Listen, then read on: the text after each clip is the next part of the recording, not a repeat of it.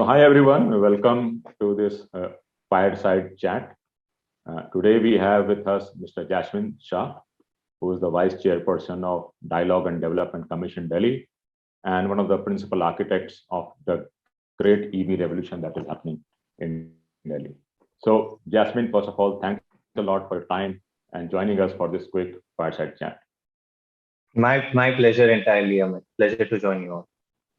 Great. So let's kickstart. So recently, a couple of weeks back, we have seen some media articles on how Delhi has gone from 1% to 9% EV. One, is it really true? And if so, what's the number that we are looking at right now? So, well, the numbers don't lie, Amit. It has actually been a terrific progress that Delhi has achieved over a very short span of literally 1.5 years. When we launched Delhi's EV policy, when Honorable CM Arvind Kejriwal announced it in August 2020, at that time, the share of EVs in new vehicle sales in Delhi was a mere 1.2%. And again, within that, if you see, it was largely led by e-rickshaws. And if you look at two-wheelers or four-wheelers or other segment, it was not even 0.2 or 0.3%. From that point on, if you look at just the last quarter, the share of EVs in new vehicle sales has reached to 9%. It's in fact crossing 9% even. And I'll not be surprised if Delhi becomes the first state in India in the coming month or two to cross the 10%, which would make Delhi even go beyond even some of the Western countries, US, France, Singapore. Many of them are at around 8 to 9%. So Delhi should reach there. And so the numbers really speak for themselves. The growth has been terrific, and it validates the entire approach that Delhi has followed, starting from the political commitment, which ensures there is sustained funding and policy and regulatory support to the carefully designed implementation plans that Delhi has adopted. It seems like everything is coming together, and we are progressing very steadily towards our very ambitious target of hitting 25% share of EVs, penetration rate of EVs in new vehicle sales by 2024. These are really, really incredible numbers.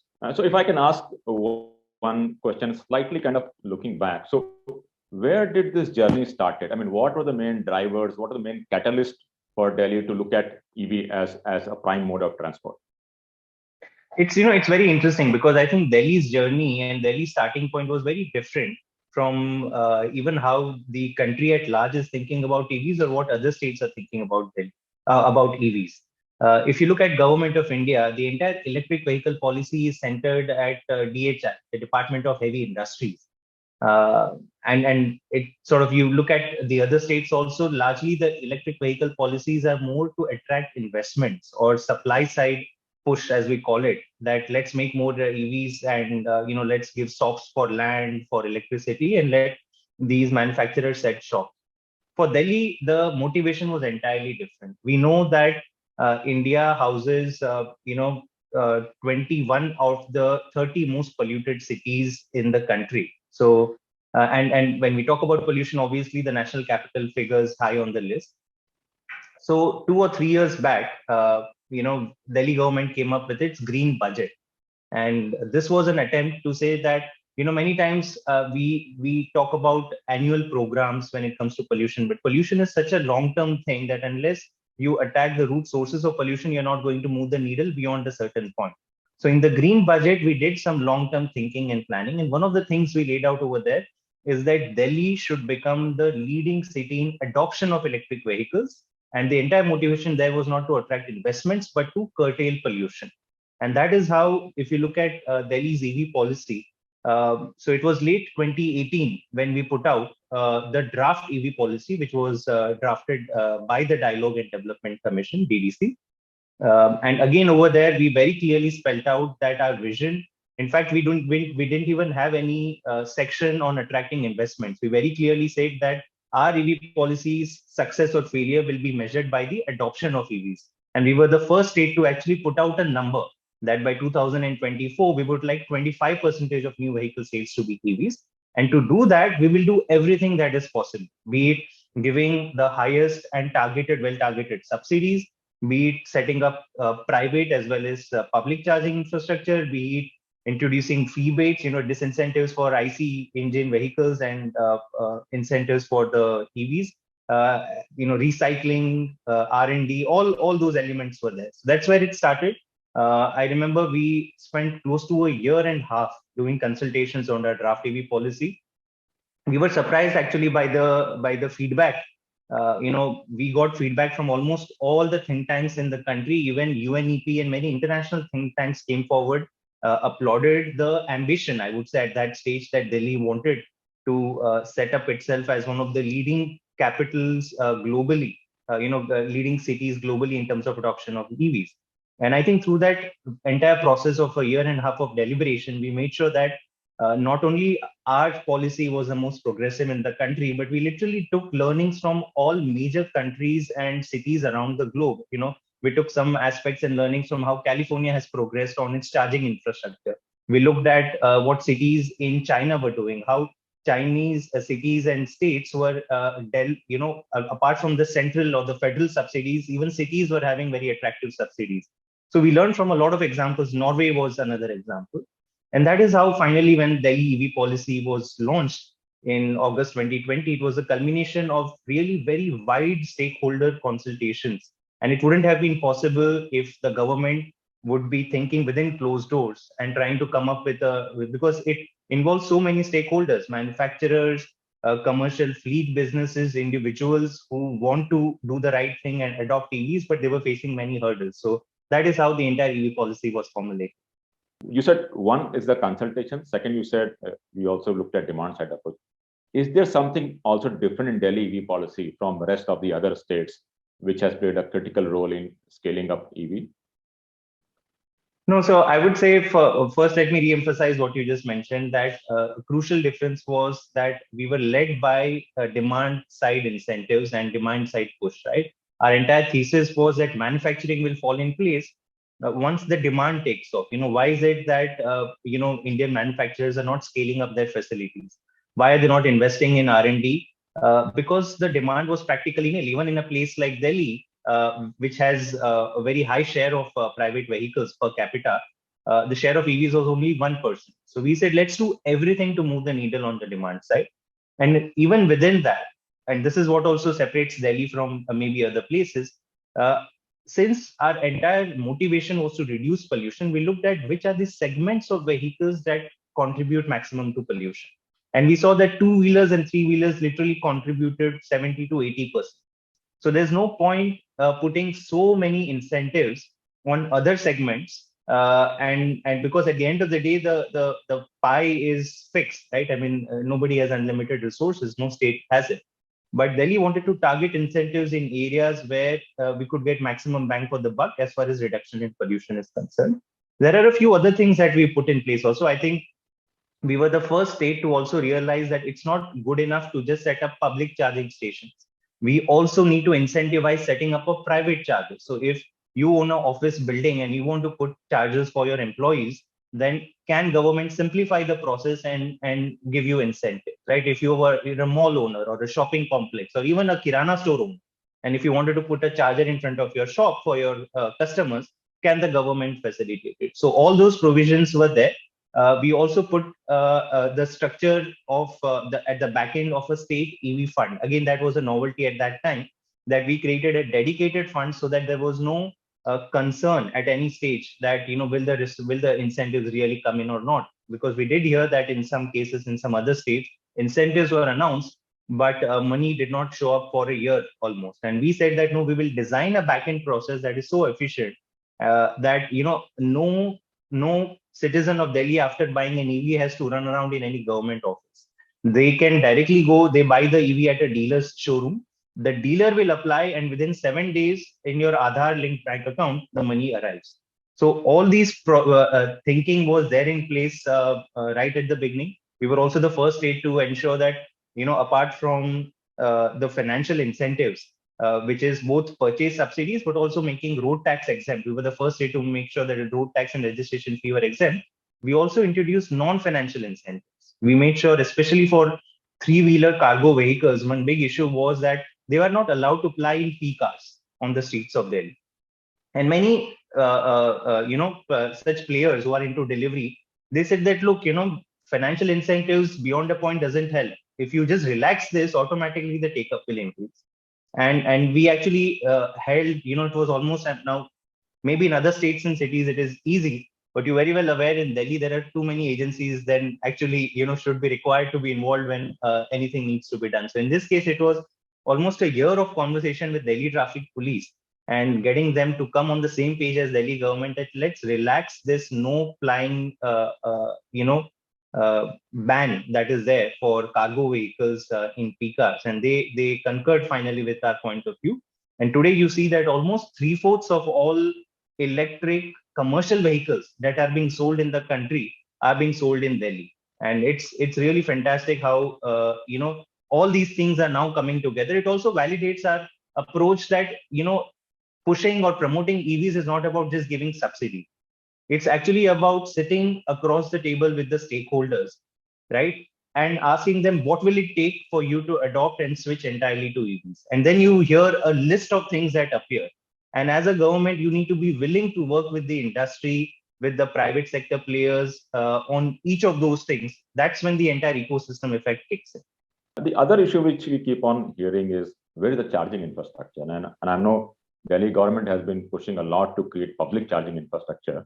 So is there a timeline on how many charging infrastructure can we see maybe in this year or next year? So let me ask you, and probably you already know the answer, but let me ask you, how many public charging points do you think already are there in Delhi? Maybe around 60 or 70? 377. Oh, wow. Okay. So, and all of this has happened in the last 2 years. So I think we need to understand that. And in fact, the awareness is low, and I completely admit that because there are multiple players who are, setting up these charging infrastructure. Some of them are government entities, some of them are non-government entities. There is no single point where you can see this entire charging infrastructure of Delhi. And we very recently come up with a website, Delhi government's website. It's called ev.delhi.gov.in. There you can see for the first time a integrated charging infrastructure map of Delhi. You can filter it by chargers, you can filter it by districts, and see how, totally there are 170 charging stations and close to 370 or 380 charging points which are available. And that has happened because there are several steps Delhi government has taken. Again, when it comes to charging infrastructure, it's not about saying Sarkar jai or public charging points dal de. No, we actually understood what were the gaps. The first gap was tariffs were high earlier. There was many states don't have a differentiated tariff for EV charging. Today, Delhi has the cheapest EV charging tariff in the country. I think our commercial tariff is around 7.5, 8 rupees for EV vehicles. Even if you are using it for commercial fleets, the tariff in Delhi is only 4.5 rupees. So we first made sure that happened.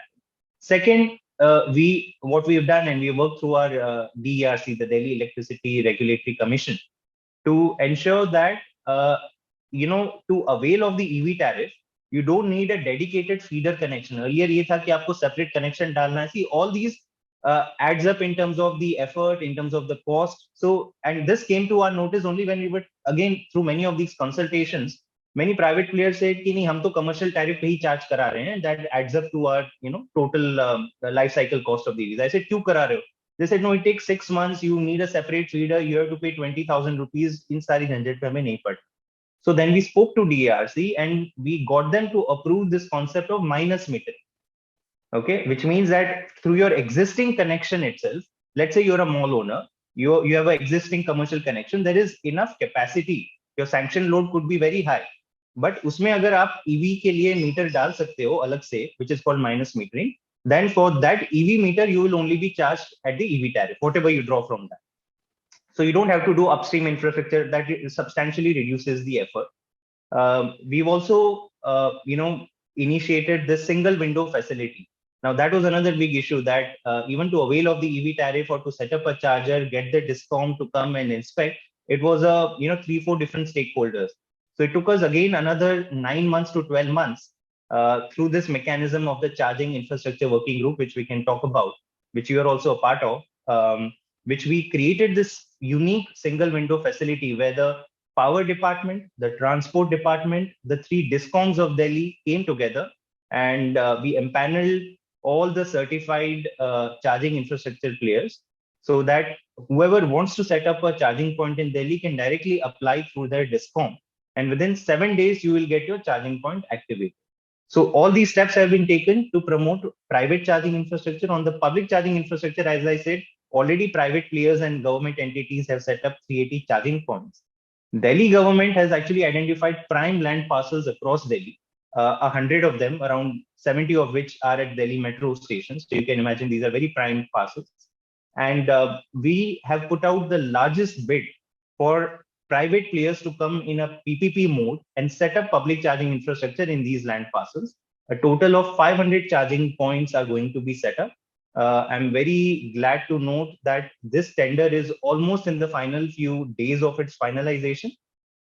So assuming it happens by end of February, then within 6 months of that, by August or so, we should see another, over these 380 charging points, we'll see another 500 public charging points being added. And this is apart from the private charging points where we have a target of actually 30,000. 30,000 charging points at malls, at office complexes, at all Delhi government offices, where again, we have put out a mandate that in the next 3 months, all Delhi government offices will have at least one slow and one moderate to fast charge. So you see many things are happening together. And I think we are already Delhi's number one in terms of the availability of charging infrastructure. I think by the end of the year, by end of 2022, I'll not be surprised if Delhi will actually be at par with some of the leading cities globally in terms of the penetration of charging infrastructure. Now, the other question which often keeps on coming, and this I keep on hearing a lot from states, saying that this is all great, but where do I get money? How do I support this EV ecosystem? So where is Delhi getting this money to kind of do this transformational work? So, it's interesting. I think this is where, earlier I hinted at the fact that the journey of EV is not going to be possible without a political commitment, right? If this is going to be seen as just yet another scheme, then probably the funds may dry up. In Delhi, what separated us out is the fact that straight from the chief minister onwards, there was very, very high commitment to the fact that Delhi should be doing everything possible to reduce its sources of pollution. And I think the idea of, because many governments are seeing that कुछ incentives दे देते manufacturers को और investment बुला लेते, right? And then you try and trade off की how many crores of investments you've given and how much investments have you attracted. Delhi is not looking at it like that. For us, it's about the environmental damage and the healthcare expenditure that we will be able to reduce if the pollution from the transport sector gets reduced. So it's a 20-year, it's a 30-year outlook. And that is why the kind of investments that we are making, and part of it is, if you look at it, it's not just investments we are making, right? I mean, I talked about charging infrastructure. We've actually innovated over there to create a PPP model where government is not spending much, but we are inviting the private sector to set up charging infrastructure and giving them a long-term lease on the land to set up this infrastructure. So I think it will need to start from the political commitment. Instruments can always be found, I believe. I'll give you a sense that in Delhi, one of our funding streams, and our EV policy talks about this fee-based concept, that part of it is that, yes, budgetary support, states should make budgetary support. In Delhi, we make roughly around 100 to 150 crores of budgetary support every year. Beyond that, we also have a revenue stream through the diesel cess that we impose. It's called the Air Ambience Fund. It's been something that Delhi had almost 10 years back, but we ensured that 50%, so essentially for every liter of diesel that you buy in Delhi, 20 paisa is levied by the state government and it goes into the Air Ambience Fund, which goes towards clean air projects, right? That's the larger logic of it. And 50% of what is normally, comes to around 50 crores every year. So 25 crores from that goes straight to the state EV fund. We've also talked about other kinds of, fee-based, levying additional kinds of levies on polluting vehicles, be it differential road tax, though we have not implemented it yet. The last 2 years were also hit by pandemic. So we didn't want to increase the tax burden on any specific group beyond what we already have. But I think the state budgetary support plus some smart revenue streams that penalize polluting vehicles is the way to go. What are you doing to kind of do some kind of organizational setup? What's the organizational setup? How do you implement? Because many states have the same organization dealing with EV, and that's why it's a non-starter. So is there some innovation which has been done in Delhi to make sure that this happens quickly on ground? Absolutely, and I think I'm glad you asked this question, because from the outside it looks like things are happening because a good policy has been written. But I've always believed that a good policy is only 10% of the effort, right? The 90% comes down to how you implement anything. And our country is full of examples of the best policies that remain on paper and never translate on the ground. So we were very conscious that EV is a subject which typically transport departments of our country have very good knowledge of traditional vehicles, what the licensing regime for them is, pollution aspects and stuff. When we started exploring EVs as one of the main focus of Delhi government within transport, we realized that the knowledge of EVs, what the charging infrastructure developments are in the country and globally, that know-how was not there. So when we drafted the EV policy, there itself we mentioned that along with the policy, we have a section on policy implementation, where we mentioned that we will set up a dedicated state EV cell, which will have staff with the expertise in electric vehicles who will be brought on board on a contractual basis in Delhi government. Okay, so we have set this. So there are two ways in which we are implementing it. So first is we've set up a state EV cell within the transport department. To begin with, we have partners like WRI, Rocky Mountain Institute. We are working with them and their teams on almost every nut and bolt thing that we want to implement. And that has been terrific in terms of filling the knowledge gap on many of these crucial things on how to implement some of the promises that we've put down. Of course, the transport department, the commitment is very, very high. The ownership right from the transport minister to the commissioner transport and the entire team is there. But on a day-to-day basis, the experience of these partner organizations has been very crucial. Very recently, we have also, it's a process to create posts, sanctioned posts within the government.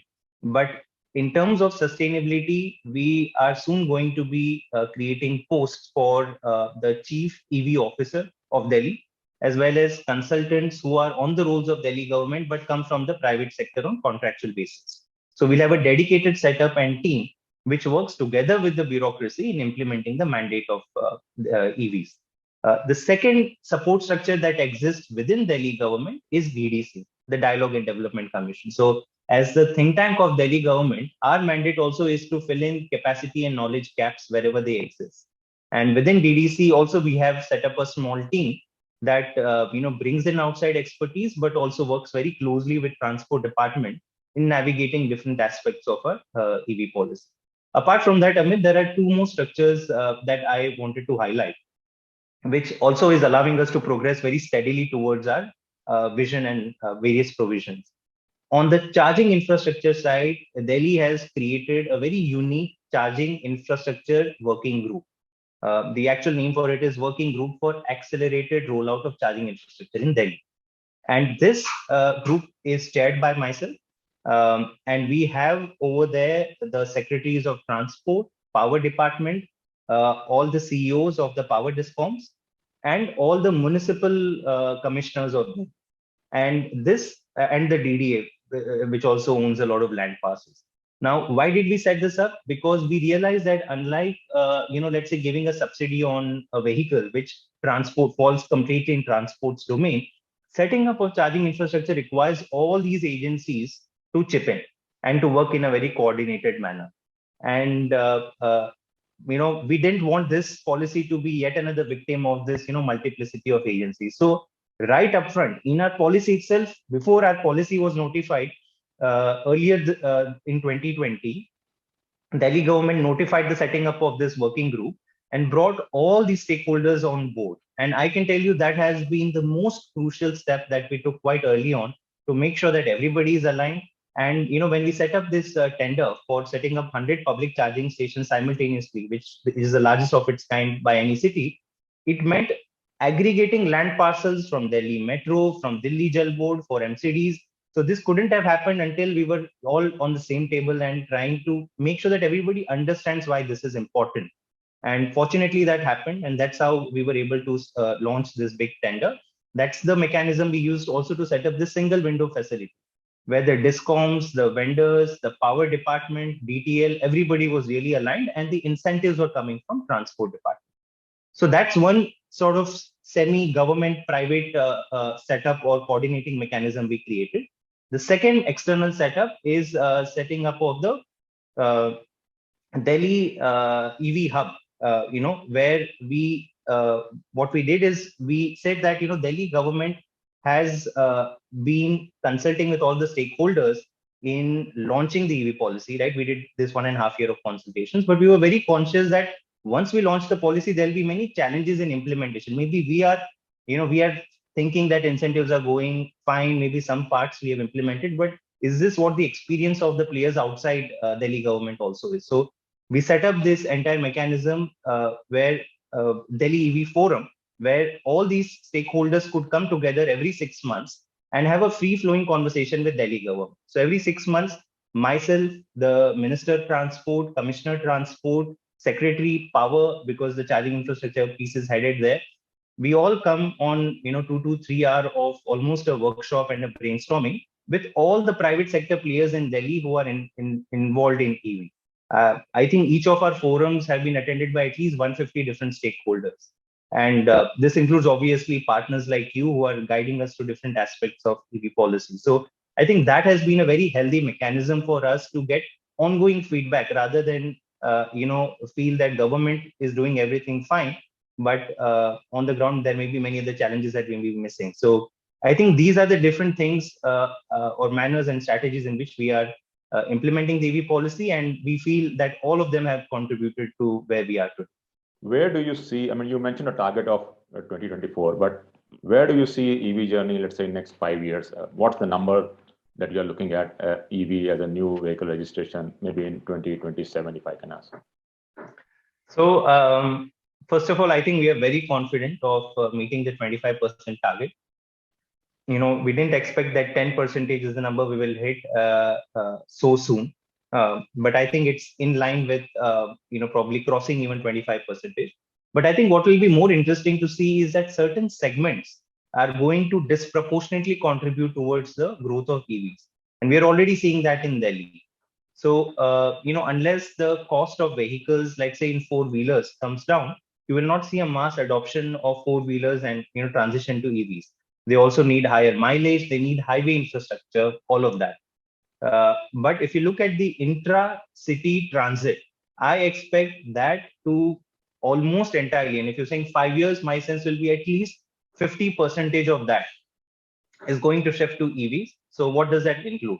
Normally, all your two-wheelers are intra-city. So, and we are seeing that for the first time, we're seeing that the sales of all the electric vehicle segments in Delhi, two-wheelers are now leading segment. Earlier electric rickshaws used to be the leading segment, but for the first time in the last 1 or 2 months, we are seeing the sales of electric two-wheelers to be much, much higher. And, year-on-year growth, if you talk about, it's more than 150% in two-wheelers. So two-wheelers and, the economics speak for itself with all the subsidies combined and the, very cheap electricity rate in Delhi. Electric two-wheelers literally, run on air. That's how I would like to think of it. So there's hardly any running cost and it makes imminent sense for anyone. That shift has happened. I see that intensifying.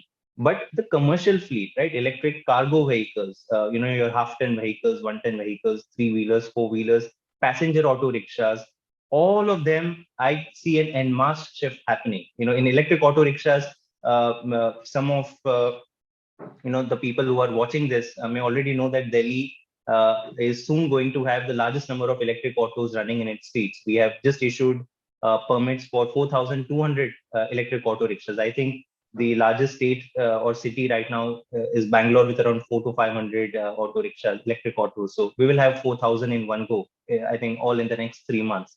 But that's just the beginning. Similarly for electric cargo vehicles, and I think these segments, we are talking also about bike taxis being introduced in Delhi for last mile connectivity. Even the small mini buses, for local transport, we can see, in fact, electric buses already is big on the agenda of Delhi government. We have committed that all future of our purchases are going to be electric buses. And again, I'm very sure that at least 50% of our fleet by 2027 is going to be electric buses. So, it'll be very exciting. Part of it we can predict, Amit, part of it we cannot. And the important thing as a government is to be very conscious about the trends in the market. Maybe there is a product innovation in certain segment. Maybe battery swapping really takes off in a very big way. Then the economics of everything changes. Maybe the battery technology changes and the prices drop further. So as a government, we are keeping our ear to the ground, but at the same time, pushing on our current priorities, which is electric two-wheelers and three-wheelers. Thanks, Jasmine. I think, yeah, the future looks more and more electric as we speak.